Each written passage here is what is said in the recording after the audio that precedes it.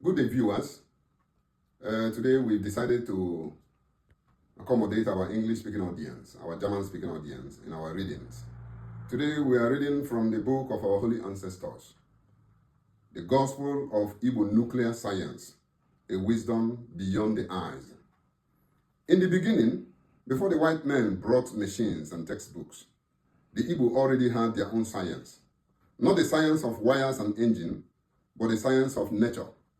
The language of trees, the secrets of waters, the rhythm of the stars, and the powers that live in the unseen. They called them Dibia, not just herbalists, not just priests, but scientists of the spiritual order. The Dibia could speak with the wind, understand the mood of the earth, and command the elements with knowledge passed down not in books, but in spirit.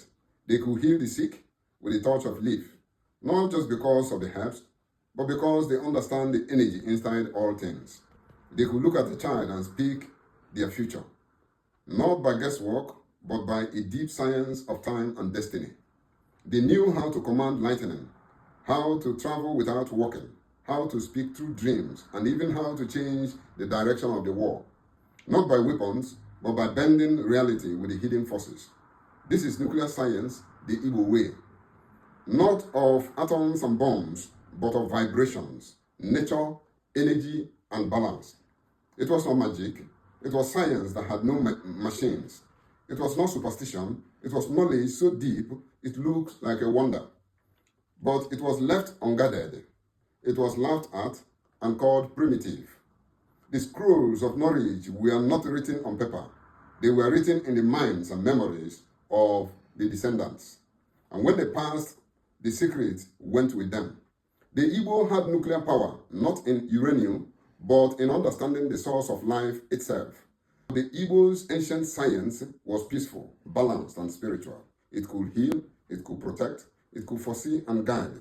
It was not in machines, it was in man's alignment with the universe. Where today's nuclear power can burn the earth, the Dibia's nuclear power could preserve it.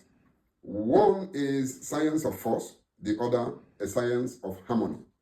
Let the world know the Igbo man did not wait for the white man to bring knowledge. He held a science so pure it became a mystery, a science waiting to be reawakened. Let those who have ears hear, and let those who have eyes remember. This is the gospel of Igbo nuclear science, the power of nature, spirit, and ancient truth.